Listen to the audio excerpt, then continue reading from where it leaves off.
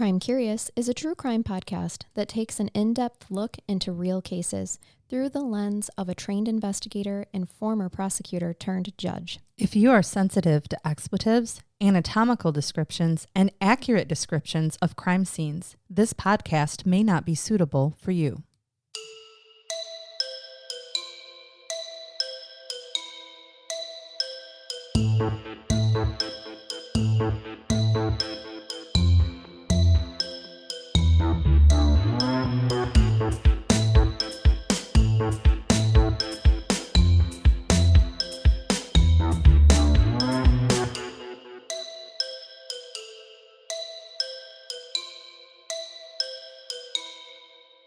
Are you in need of a private investigator with decades of experience?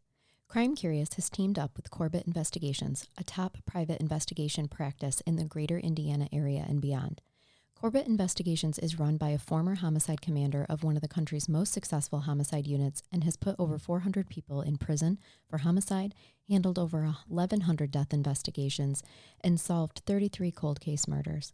Tim Corbett has a whole team behind his services that help him to be successful.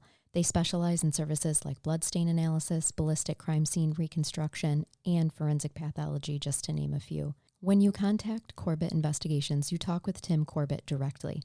He is hands-on with every case and can travel anywhere that is needed to get the job done. Corbett Investigations prides itself on honesty, truth, and feet-to-the-ground investigation work and the strength to stand up to whatever is in the way of solving the crime. Corbett Investigations specializes in complex homicide cases, sex offenses, and criminal investigations, old or new. Tim and his team have a reputation for finding witnesses and information that others could not. Contact Corbett Investigations for a free consultation today at 574-229-8115. That's 574-229-8115. You can also check them out on Facebook at Corbett Investigation Services, Inc. Now, on to the show. Welcome to Crime Curious. I'm Charnell. And I'm Brain Beth Jason. Hi, Brain Beth Jason. Thanks Hello. for filling in for Megan this week. Shaking all of our gree. Not all of it. Some of it's in on a shelf. My pig duck's not squeaking. He said duck, for anyone who may not have heard what he said. Pig duck. Pig duck. It's a duck with a pig head. There we go. Not there we go. my... You know, and we even have like up on the shelf, we haven't talked about it in a while, but our toad with the toes in them, the Freddy the Toad with the camel toes in them. So we've got it all here. If you sent us gree, guys, we have it. All right. Are you ready, Jason, for me to bring you, it's a case from 1976. Oh, the year I was born. Yes. And it's kind of it is a terrifying case, but it's a survivor case. Oh, good. Yes. And I just fair warning to our diehard crime curiousers. Years ago, we did this as one of our very first bonus episodes when we started Patreon. This was like 4 years ago. So if you are a longtime Patreon, you have heard this case done slightly different than how we're doing. I mean, Jason wasn't there. And with my old co-host, but we want to kind of revamp. I've done more research on this case now. And so, you know, as you guys know, sometimes we go back and redo much older episodes. So that's what we're doing today. But the general audience did not hear this one the first time around because it was a Patreon bonus only. So what a treat for them. Yes, this is a school bus kidnapping of 1976. It took place in Chowchilla, California, and it is usually commonly referred to as the school bus kidnapping of 1976. And yes. School buses are horrifying. And I can only imagine. And you throw kidnapping in with it. Now, trauma for life, that's for sure. That's what happens here.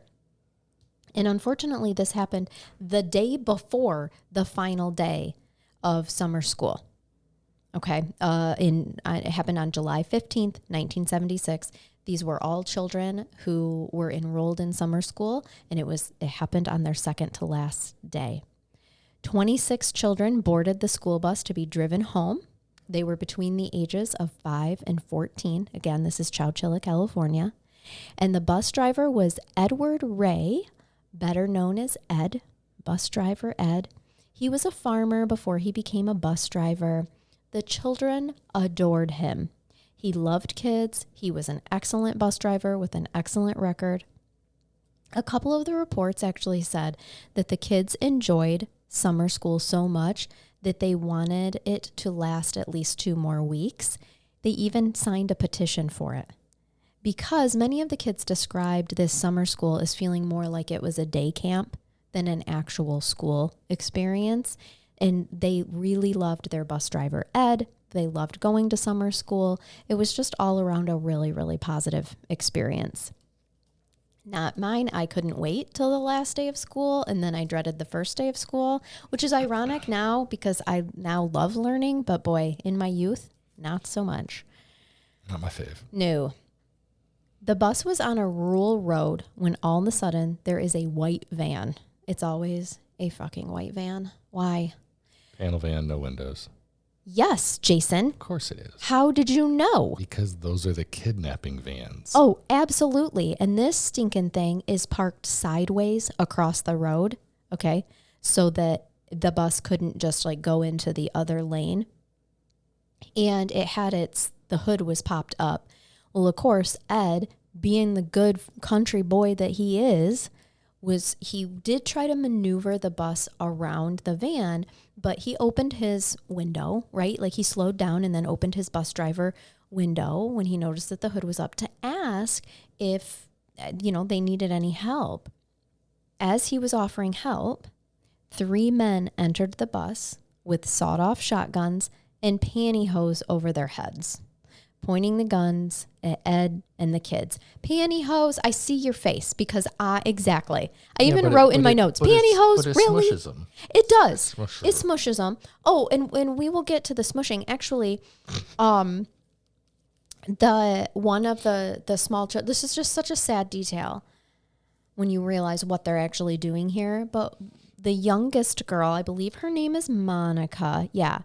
She was 5 years old, and the way that the pantyhose, the legs of the freaking pantyhose are lying down by the sides of these morons' face. Like sad bunnies. She asked if they were the Easter bunny, Jason. Yes. I hope they didn't say yes. Break your heart? Because that's going to ruin Easter. Well, I know. I think a lot was ruined for these poor children on this day. But the 3 men were 24-year-old Fred Woods, or as he was born, Frederick Newhall Woods IV, and 2 of his friends. They were brothers, James and Richard Schoenfeld, 22 and 24. They are nothing but rich-ass little punk bitches. We got bored. Yeah, apparently, because Fred had a trust fund of over $100 million waiting for him. What the fuck? Like, really? That's when you have more money and you know what to do with and you're just bored. Yeah. And you look for just to push the envelope of what you can get away with. Yeah, well, this is just when you're an absolute toe fungus of the universe, right, and the only cure for you is amputation and prayers. Okay? Like, there's no excuse for any of this. So the 3 of them get on this bus. They're pointing the guns at Ed and the children, and they demanded for Ed to go to the back of the bus while they were screaming at the kids that they all needed to follow their orders. So I have some quotes from throughout this from some of the survivors. Jennifer Brown Hyde said, Edward, meaning the bus driver, Mr. Ed, he kept telling the kids to just be quiet, sit down, do what they say.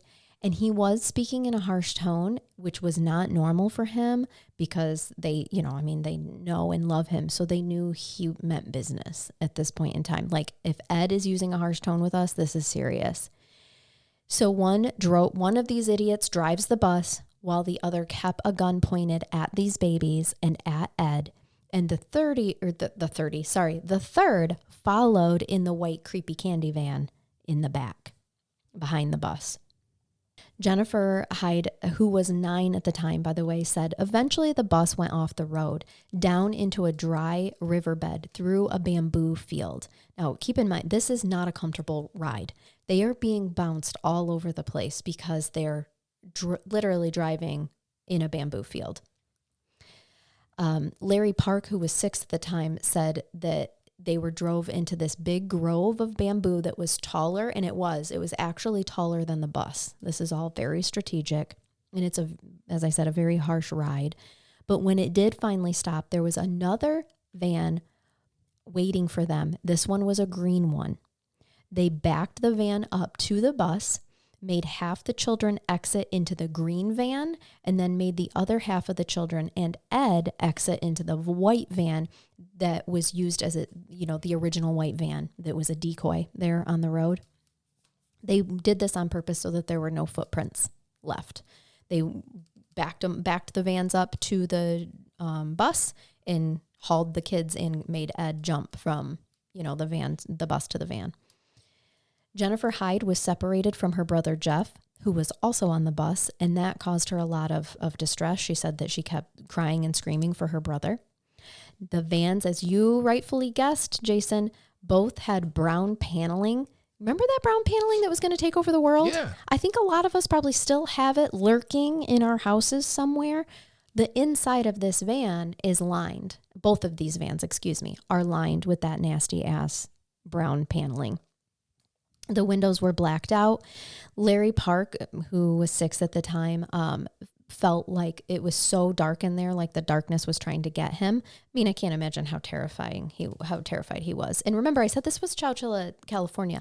It's 100 degrees. I have no idea where Chowchilla is. Well, it's July in California. Yeah, that's so hot. Yes. And so it's extremely, extremely hot on this day. They drove in these 2 vans, Jay, for over 11 hours straight. No water, no bathroom breaks. The children were urinating. They were crying. They were vomiting. They're stuck in these tiny vans. I can only imagine that it probably smelled like Satan's ball sack up in there. Like they did not stop. And Jennifer Hyde reflected and said that she felt like she was an animal going to a slaughterhouse, because that is essentially what was happening. So now outside of these 2 vans in the world, we have a bus full of children missing. The parents are obviously freaking out when they discover that Ed didn't drop their children off from school. The FBI gets involved right away. We have no Ed, we have no school bus, and there's 26 children missing.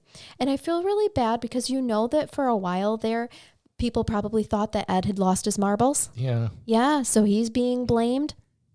No one is going to just think that 3 rich idiots hijacked a school bus full of children for their own amusement. Just before sunset, a police pilot spotted the big bus about 7 miles outside of Chowchilla, hidden in the dry riverbed. But it had to be found. It could only be found like overhead. That is how they, rightfully saw it from an air search. So grateful that they did that. They saw the tire tracks moving away from the bus, and it was obvious that there were no footprints and that they had 2 other vehicles pull away from the bus. So although they didn't want fingerprint or footprints, they couldn't cover up the tire tracks. Meanwhile, the children are living in a nightmare. Ed and the older children, although terrified themselves, were stepping up and trying to console the younger children. The oldest child was a boy named Michael Marshall. He was 14 at the time. He really stepped up, and he was scared as hell, but was trying to keep the younger children calm. Ed was singing them songs like Boogie Nights and Wheels on the Bus, which, why, Ed? Why that song? The only one he really knows. If you're sad and you know it, clap your hands. Right. Oh, Ed. Larry Park, he said, I remember that I kept falling asleep and coming back awake. And when I was asleep, I would dream about being in the forest where my family would go camping. They were driven off the road once again into this really, really bumpy ass ride in these vans. When they stopped, and immediately, as soon as stopping, they just reached in, took Ed out. He was the first one out. Then they would just simply reach in and take another child, one after the other, without them being able. Remember, it's completely dark in these vans. So they're reaching in and taking one person at a time. And the kids left in the van have no idea of knowing where their friends went, where Ed went, and when they're about to be pulled next, right? For all they know, they're killing them. So what happened is when they would take a kid out, one man would ask their name, the other man would ask their age, and then another would ask their address. After all that information was gathered, they would take one piece of clothing from each child, each person, and then we find out in a second what happens to them. But The younger kids were actually clinging to Michael, the 14-year-old. He was holding Monica, the 5-year-old. She was the youngest, and they were the last two left in the van because he kept scooting farther and farther away. When they opened the door, they wanted Monica, but he wouldn't let them take her. So he pried Monica's hands away from him and made them take him first, which is just enough to make you tear up there. I think that's probably the moment that Michael became a man. Later, he said in a CBS interview that when he had to physically rip her hand away from his, that was, the hardest out of all of this. That part was the hardest for him to be able to do. But as they're taken, what happens is they're taken out of this van, they're asked those questions, and then they're turned to see a wooden ladder that goes down into a hole in the ground, and they're forced to climb down that ladder. Jennifer Hyde said that she remembers thinking, she's only 9, thinking, oh, so they're sending us to hell. Yeah. When rightfully so. Yes, Jennifer, they absolutely were. So they climb down this wooden ladder into a hole, and they find themselves in a truck trailer. The kidnappers had buried an entire 12-foot long truck trailer, like semi-truck trailer. I didn't mean 12-foot long. I meant an entire semi-truck trailer 12 feet under the ground. They did that to house all of these people in. You definitely have too much time on their hands. Yeah, that's a lot of effort. Yes, absolutely. Some sources said that it was a van, but once you see photos, it's very obvious that this was not a van. It was a semi-truck trailer. It had mattresses. It had 2 boxes that had holes in it that was supposed to serve as some sort of primitive porta-john, plus all of 26 bodies, 27 when you include an adult, Ed, but there's 26 kids, so it's definitely not a van. So Michael Marshall, the 14-year-old, said, as soon as I got on that ladder and took a step down, and I heard the rest of the kids say, it's Mike, it's Mikey, Michael, and I realized that everybody was alive. And to his relief, not long after, Monica came climbing down the ladder, and they were all together again. So Michael's thinking at this time, okay. We're going to be all right. They didn't kill us. But that sense of relief was short-lived because before they knew it, the ladder's gone. They threw down 1 roll of toilet paper. 1. There's 27 buttholes in that tiny trailer. That wasn't going to last long. No, and they throw them 1 roll. Come on, Richies. You can't spring for a couple of rolls of toilet paper. I don't know why that detail bothered me so much, but it did. Like, it's just the whole thing's barbaric, but you're bothering to why even bother to give them 1 roll? Well, burying a trailer is definitely premeditated. I'm guessing these boys weren't the brightest. Clearly, right. So they throw this roll of toilet paper down and say, we'll be back for you. And that's it. And the kidnappers then covered the opening with a manhole cover, and then they put 2 truck batteries over the manhole cover so that it couldn't be moved from underneath.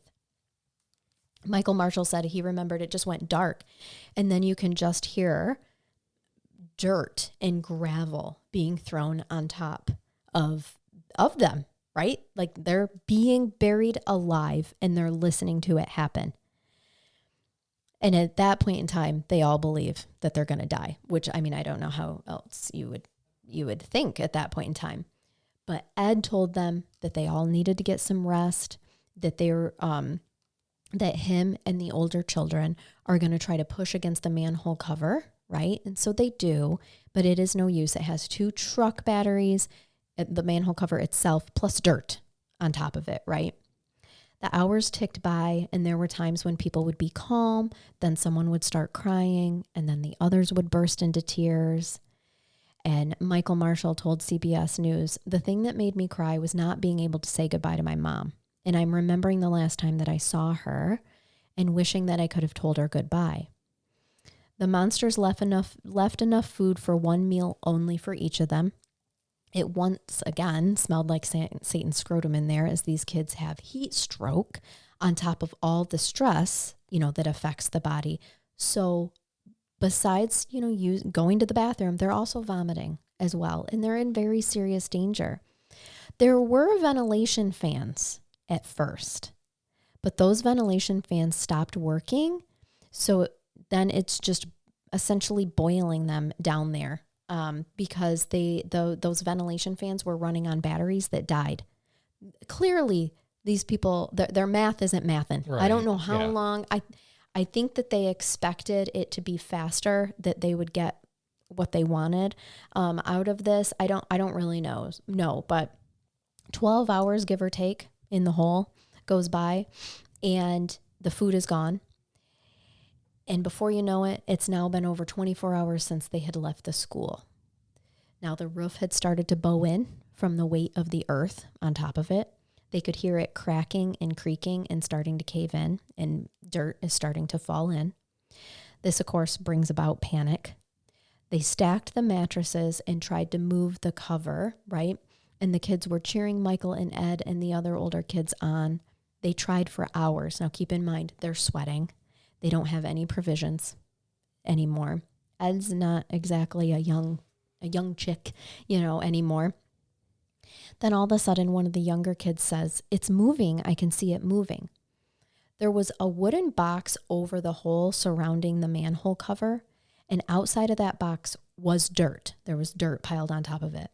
So Michael was really the only one who could fit into this box that was covering the manhole cover, and was big enough to then be able to dig through the remaining dirt that was piled on top of it.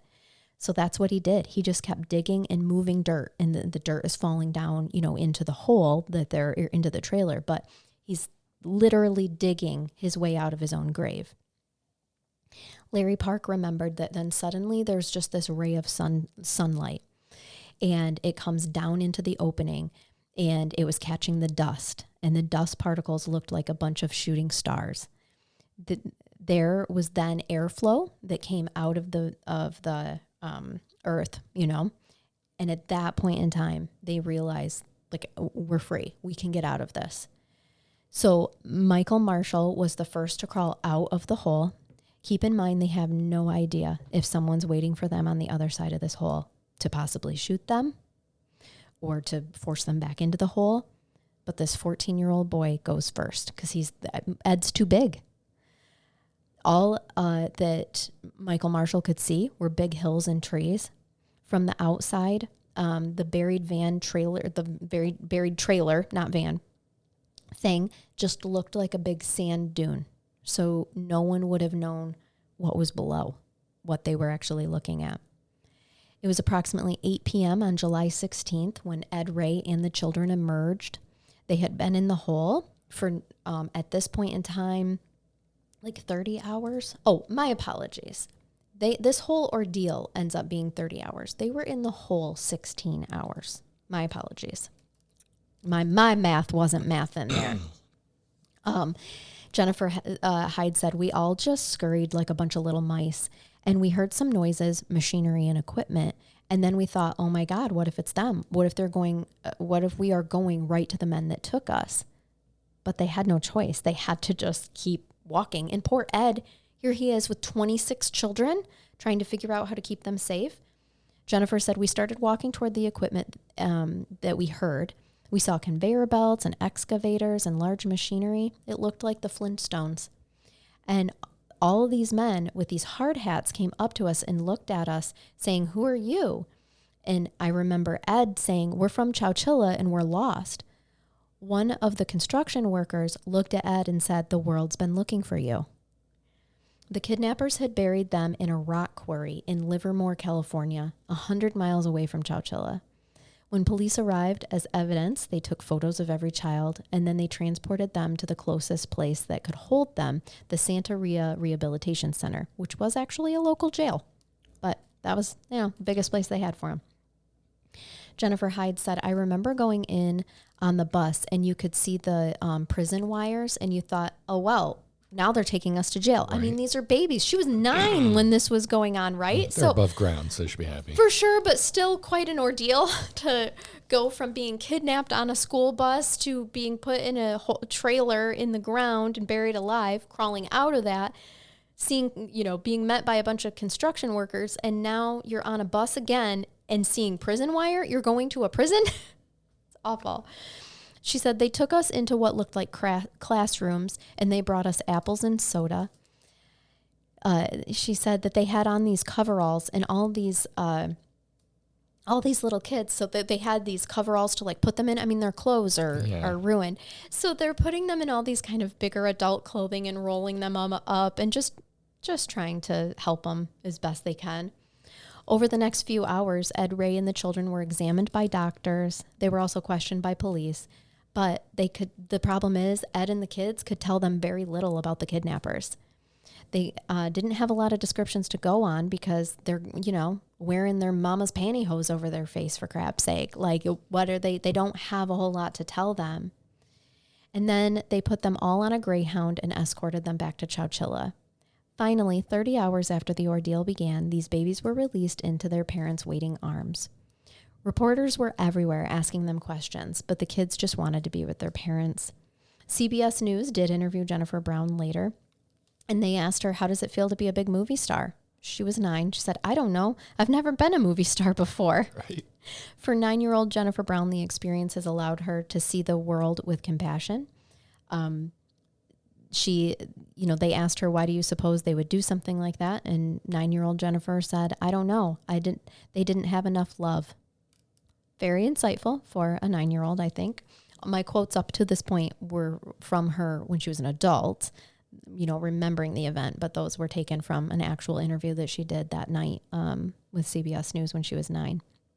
Of course, the kids suffered from this experience, many PTSD, nightmares. Larry Park said, one night I was dreaming and I was falling down this hole and I was trying to get out and I started to scream for my mom. My mom came in and all I could do was cry. All she could do was hold me. There was nothing that anybody could do. In the days following the kids' escape, investigators searched the rock quarry in the van in the trailer that had been their underground tomb, hoping that they would find clues that would lead them to the kidnappers. So the prosecutor, Jill, I think her name is Klinge. Oh, let's go with Klinge. Klinge, Klinge. Klinge. Yeah, it's a little odd. Anyway, Miss Jill, she's a prosecutor. She said what they started with is they looked to see who would have keys to the quarry, right? In order to have access to bury this huge container undetected, you'd have to have access. Well, Fred Woods had keys to that quarry. He was 24. Remember, I mentioned him in the beginning. He's the son of the owner of the quarry, and he immediately became a person of interest. Then they looked at the ledger, surveillance tapes, and started to put it all together at that point. Security guards told investigators that they had seen 3 young men digging a large hole in the quarry months before the kidnapping. One of them was Fred Woods. And Woods had a record. 2 years earlier, he'd been charged with grand theft auto. Arrested with him were his 2 friends, James Schoenfeld and Fred's partner in a used car business, and James's younger brother, Richard. All 3 of them were from wealthy families who lived in San Francisco's nicest suburbs. They escaped with a fine and probation for that grand theft auto. So the prosecutor Jill says, well, they're young, they're white, they're wealthy. I think it added a component of fascination to the story because it was so unlikely that 3 men such as these would commit such an atrocious crime. So investigators executed a search warrant on Fred Woods' father's estate. What they found was a treasure trove of evidence. They were able to recover one of the guns that was used during the kidnapping, and they discovered that the crime had been planned out for a year and a half in intricate detail. They actually had a document labeled Plan. For real. Did they have a big box that said Acme on it? Plan, right. This is now we're ready. This is like a cartoon. I just ordered this. Yep. The document labeled Plan set it all out, the way that they were going to commit the kidnapping. And then And then so that was like on one side of the paper. On the other side of the paper, how they would compensate or deal with the situation if it went wrong. So they had like plan A and then plan AA, like plan B little b. Like if this goes wrong. They also had, the police also found a draft of a ransom note. The ransom note said that they wanted $2.5 million. $1 million. Million, but in actuality, they were going to ask for $5 million from the state of California. Now, remember, Fred Wood, he has an estate, like a, what did I say in the beginning? Trust fund worth $100 million. So why is he bothering with $5 million from the state of California?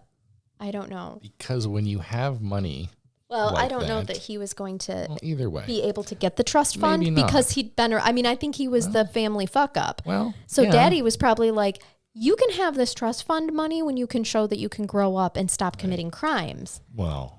I'll show you. I'm going to get my horrible crime. Yes, I'm going to get my own money by committing a horrible crime and really stick it to you, Daddy. Yeah.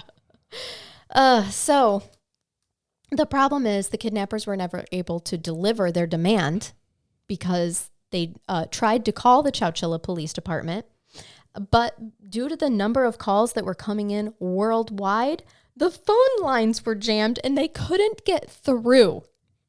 This was their grand plan, Jason. We'll just call from a payphone. They just thought that they could kidnap an entire bus full of children and the driver, tuck them away for a few hours, make their demands, get the money. That's why they only had one roll of toilet paper and enough food for one meal, because they truly thought that they were going to be able to make their demand and get that money deposited immediately and then free those kids. When they couldn't get through, want to know what they did? They took a nap. They were really tired after all of this planning. I mean, just to write the document, the plan probably was a lot of work. Kids can be exhausting. Yes, kids are exhausting. So is kidnapping and burying trailers. 11 hours in a van with 13 kids. Yeah. I'd need a nap too. By the time they woke up, they saw on the news that the kids had been found. So they were never even able to request the ransom. Remember, they drove them for 11 hours. Well, that's what I'm wondering. They were in a van for 11 hours, but they're only 100 miles away. Mm-hmm. What the hell were they doing? Driving in circles to confuse Ed? Maybe. I mean, it was pitch black. I don't know. They thought, if we just drive as far as possible, they'll have no idea where they are. But we're going to put them underground, so it really doesn't matter. I know. Just in case somebody was onto them. I'm not sure, Jay. I am not sure. But could you just imagine, like, well, we can't get through right now because the phone lines are busy. Let's take a nap. It's California in the 70s and they're in their 20s. They're probably like, let's smoke a joint and take a nap. For sure.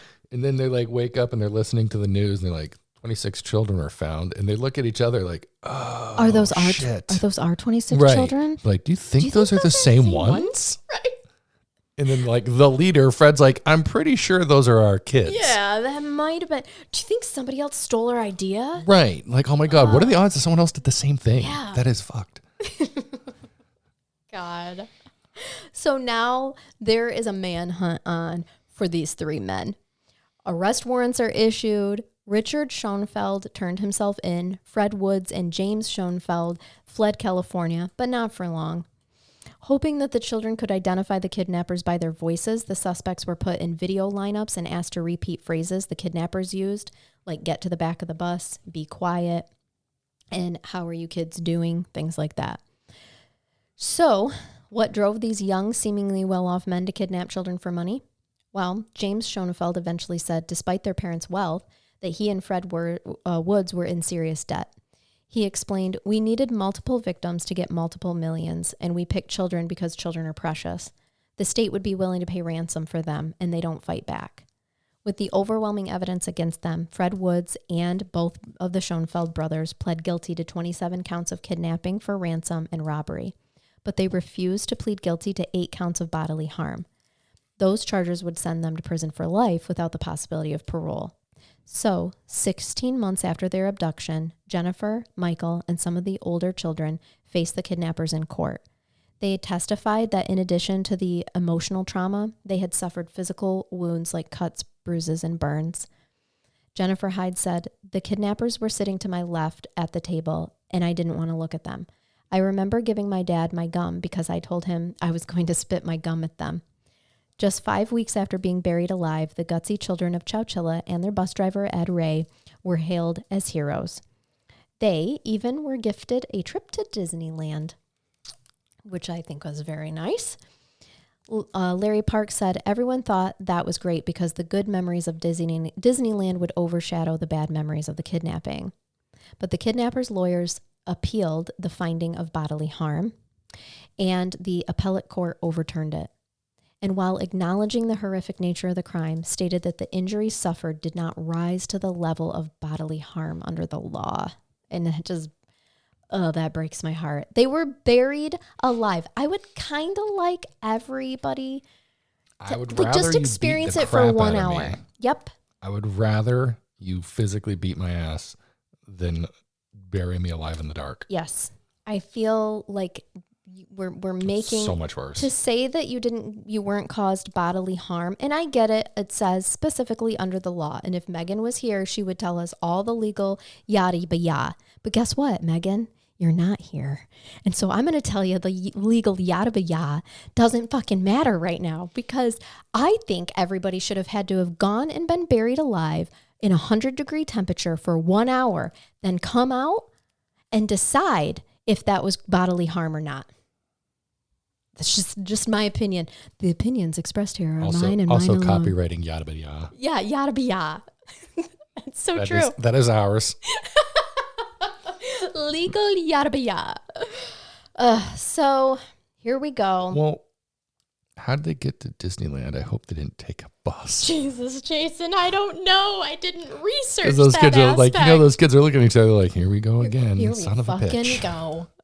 If there's a car on the Swear side to of the God. road, do not stop for it. We help no one. You just keep this bus going. And then it turns into the movie Speed. Right. Oh gosh. They should have made. I mean, it'd be a short movie, but I'm surprised there's no movie rights to this story. I know, and if there is, I just haven't. I haven't found it. Usually Wikipedia will tell me. I don't even know if I used Wikipedia as But that is a really good here, idea for a movie. Make a Speed 3 with a bunch of kids on a bus. With the kids on the bus. Oh gosh. And have Will Ferrell in it. God. As Ed. For the love of God. Will Ferrell as Ed. But anyway, so here we go. Their sentence gets thrown out. Okay, because of the way that the appellate court overturns their great bodily harm, and they are resentenced to life with the possibility of parole. Just 6 years after the kidnappings, a parade of parole hearings begin, and every time one of the kidnappers came up for parole, it triggered all the fears and trauma of being kidnapped. And these victims would have to go and testify and write letters and go to these hearings and say why these people shouldn't be released. Now, the prosecutor, Jill, she handled the hearings ever since they began in... Not ever since they began, I'm sorry, because they began 6 years after the kidnappings. But she had been the one to handle then the parole hearings, 2007 and on. She said that they sit in the same room, and it's not a large room, with the kidnapper over and over again. For all three kidnappers, there have been about 60 parole hearings. Yeah, closest to date, which I did this research, 4 years ago? So at that point in time. Of course, it takes the victims back to the day that this happened. And Jill said, the one thing that always sticks with me is that they will never know who they would have been or what their life would have been like if they hadn't been kidnapped. For Larry Park, by the time he turned 10 years old, he was just an angry child. So growing up, his anger often turned to rage. His parents feared that he was capable of violence, and they placed him in a facility for youth offenders when he was 15. By the time he was 21, he was using meth. He was smoking crack. He was doing acid. And he is quoted saying, "I was just angry." For Michael Marshall, he said, "I couldn't see years ahead of me. And then after he said, I could see years ahead of me. And then after the kidnapping, I couldn't see tomorrow." He said he was a hero, but he never quit digging into the underground prison. He actually left wow, sorry guys. You're almost there. That hurt. Chowchilla to become a rodeo cowboy and ended up losing his way. He said, "I went to bed drunk at 18, hungover and blacked out. And then I woke up at 45 and, the hangover, whole life is blurry." Like essentially he just spent his whole life from 18 to 48 being drunk. The sheriff, Ed Bates, said, "The victims are the ones who are being punished and always will be." And they watched helplessly as Richard Schoenfeld was first to be granted parole in June 2012, 36 years after the kidnappings. 3 years later, James Schoenfeld was paroled. Prosecutor Jill said, "As far as I know, they've not been in any kind of trouble. I know they have not returned to prison, but the same can't be said for Fred Woods." Fred was the ringleader, and on the outside of this ordeal, and his behavior in the prison system is not what is what kept him in the prison system. He was just a naughty little boy. He was not granted parole until August 2022 at the age of 70. So he is out. All three of them are. James got out in 2015 at the age of 63, and Richard got out in 2012 at the age of 57. So it was 28 to 30 hours. I've seen it in different places of terror that will always be with the children. They're now, of course, middle-aged adults and more. And they've managed to find ways to get on with their life. Larry Park said, "Healing continues if you allow it." He is a handyman business owner and volunteers as a pastor at a local church. His nightmares have finally stopped, and he is sober. He was the one that got into drugs, unfortunately.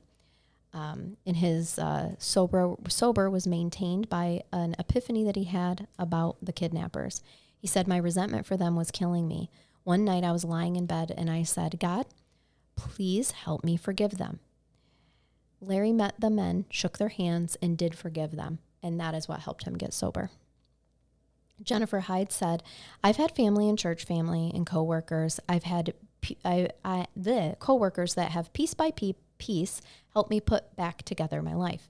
I want people to know that the little girl that was kidnapped and buried alive has managed to live a wonderful life." Michael Marshall, a husband, father, and now a long-distance truck driver. Of course, this was at the time of the research that I did. Maybe he's not a truck driver anymore. Maybe he's retired now, but he tries not to think about it.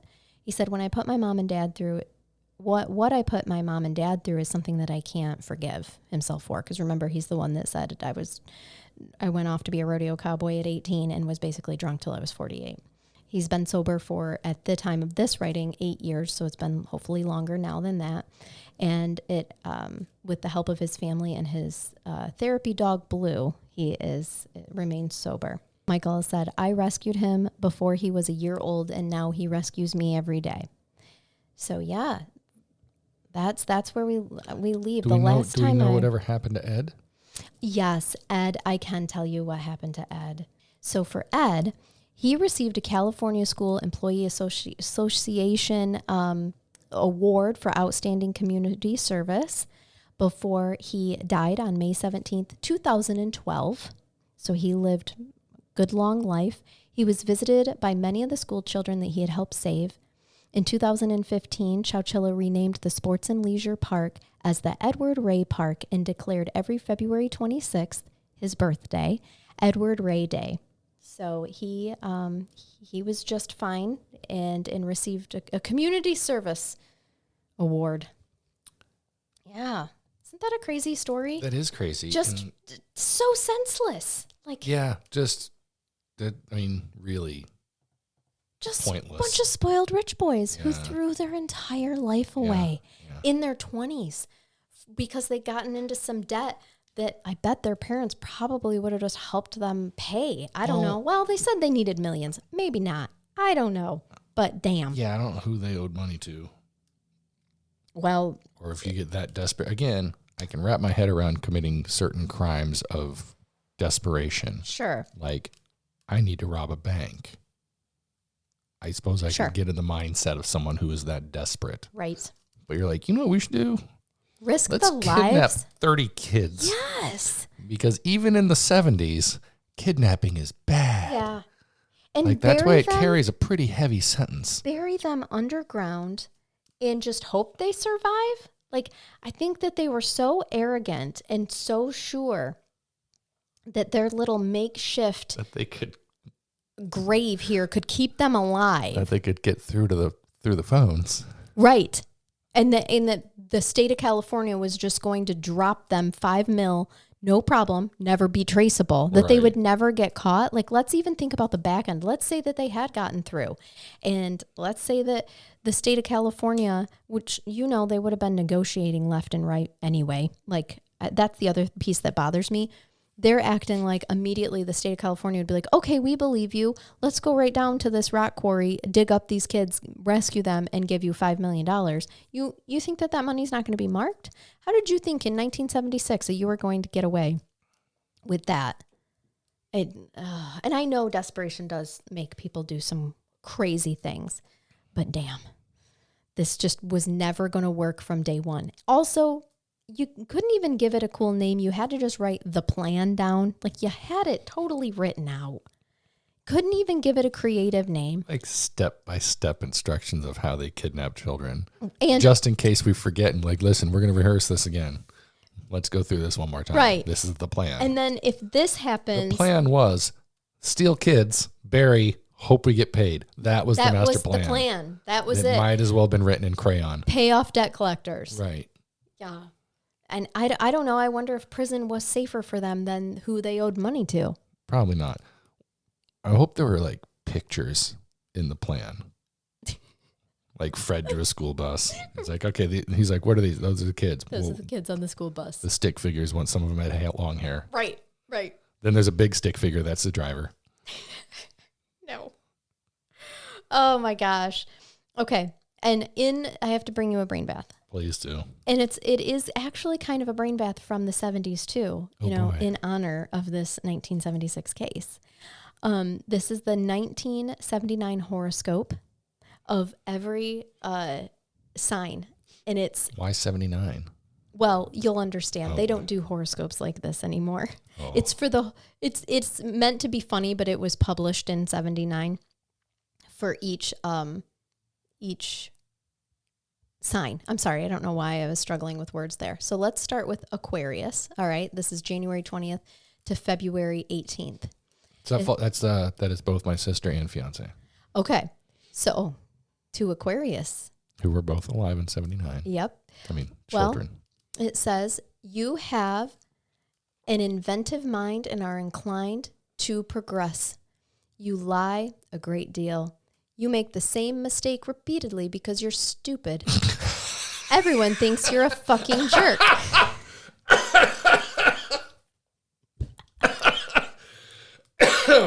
Do you think? Where was this published? I'm not sure. Like New York Daily Times? I'm not sure, That's but you hilarious. Can see, like, look at, I have a my picture God. of and it looks like an old typewriter. It is on a typewriter for sure. That's hilarious. They're funny. Everyone thinks you're fucking stupid. Everyone thinks you're a fucking jerk. Oh my God, too. that's hilarious. So how about Pisces? More. February 19th to March 20th. You have a vivid... ex-wife. Oh, okay. You have a vivid imagination and often think that you are followed by the FBI or CIA. You have no influence on your friends, and people resent you for flaunting your power. You lack confidence and are generally a dipshit. Aries, March 21st to April 19th. You are the pioneer type and think that most people are dickheads. You are quick-tempered, impatient, and scornful of advice. You are a prick. That makes sense. That's my good friend Bill falls under that category. Yeah, there we go. Taurus, April 20th to May 20th. You are practical and persistent. You have dodged determination in work like hell, meaning you skirt around work. Most people think that you are stubborn and bullheaded. You're nothing but a damn communist. My God. Gemini, here you go. Oh, boy. May 21st, June 2nd. You are a quick and intelligent thinker. People like you because you are bisexual. You are inclined to expect too much for too little. This means that you are a cheap bastard bitch. Wow. Wait, it said to June 2nd. Oh, God. Have they changed these? No, honey. It's June 20th. Oh. I'm sorry if I said second. Then yes, I am You are a cheap bastard. I'm a cheap bastard. You really are. A Cancer. This is my husband. June 21st to July 22nd. That's his actual birthday, this 22nd. So he's actually on the edge of both. That's what makes him crazy. Anyway, you are sympathetic and understanding of other people's problems, which makes you a sucker. You are always putting things off. This is why you will always be on welfare and won't be worth a shit. Wow. Everybody in prison is a Cancer. Oh, my God. This is so savage. A Leo, July 23rd to August 22nd. You consider yourself a born leader. Others think that you're a total idiot. Most Leos are bullies. You are vain and can't tolerate honest criticism. Your arrogance is, your arrogance is disgusting. Leo people are thieving and motherfuckers and spend most of their time kissing mirrors. Wow. I'm guessing whoever wrote this might have had a Leo as an ex. How about a Virgo? August 22nd to September 22nd. This is 2 of my children. You are the logical type and hate discord. This shit picking is sickening to your friends. You're unemotional and often fall asleep while fucking. Wow. Virgos are good bus drivers my God. And pimps. What the fuck? Oh, Libras, September 23rd to October 2nd. You are the artistic type and have a difficult time with reality. If you are male, you are nil. Most Libra women are whores. All Libras die of venereal disease. Oh, my God.